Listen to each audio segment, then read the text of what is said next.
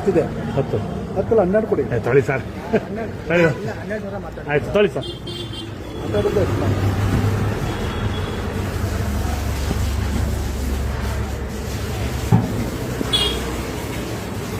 Sir, ಇವರು ಮುಖ್ಯಮಂತ್ರಿಗಳು ಒಂದು ಮಾತು ಹೇಳಿದ್ದಾರೆ. ಏನಂತ?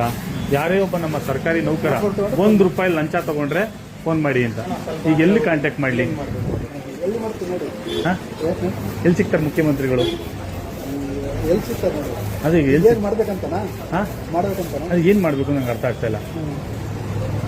ಇಲ್ಲ, ಅಪ್ಲೈ ಮಾಡ್ಬಿಡಿ ಸಾಕು. ಅಲ್ಲ, ನಾನು ಕೇಳ್ತಾ ಇರೋದು, ಮುಖ್ಯಮಂತ್ರಿಗಳು ನಮ್ಮ ಸರ್ಕಾರಿ ಕಚೇರಿಯಲ್ಲಿ ₹1 ಯಾರಾದ್ರೂ ಲಂಚ ತಗೊಂಡ್ರು ಅವ್ರನ್ನ ನನಗೆ ಒಂದು ಗಮನಕ್ಕೆ ತಗೊಂಬನ್ನಿ ಅಂತ ಹೇಳಿದ್ದಾರೆ. ಈಗ ನಾನು ಎಲ್ಲಿ ಹುಡುಕ್ಲಿ ಅವ್ರನ್ನೀಗ?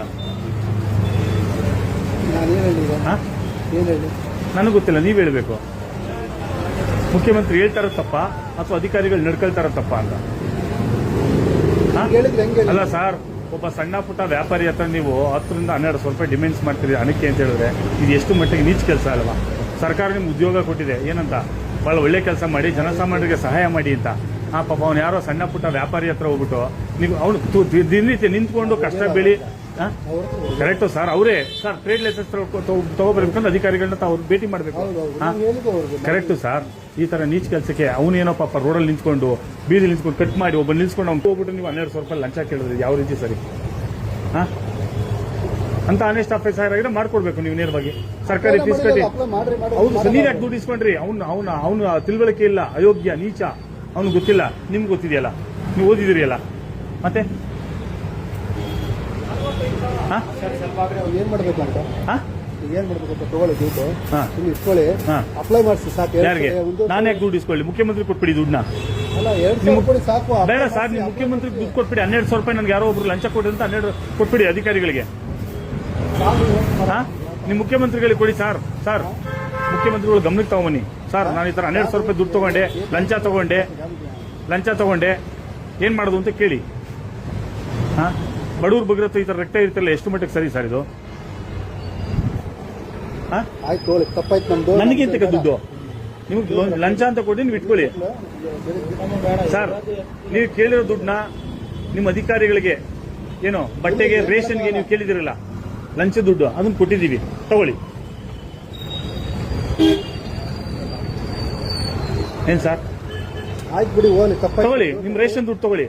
ಯಾಕೆ ಸರ್ಕಾರ ದುಡ್ಡು ಕೊಡ್ತಾ ಇಲ್ವಲ್ಲ, ಸರ್ಕಾರಕ್ಕೆ ದುಡ್ಡು ಇಲ್ವಲ್ಲ ಪಾಪ, ನೀವು ಅದಕ್ಕೆ ಲಂಚ ಕೈ ಹಾಕಿ ಲಂಚ ತಗೊಳ್ತಿದ್ದೀರಿ.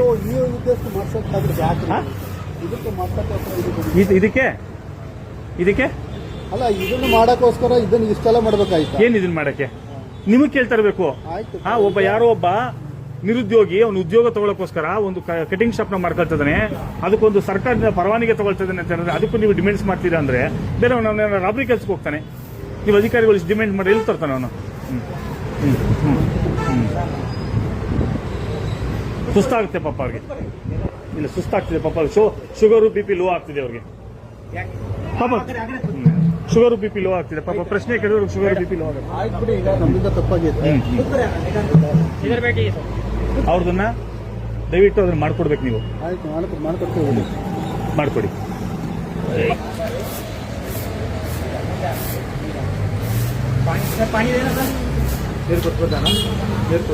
ಏನಿಲ್ಲ ರೀ, ನಾರ್ಮಲ್ ಇದಾನೆ.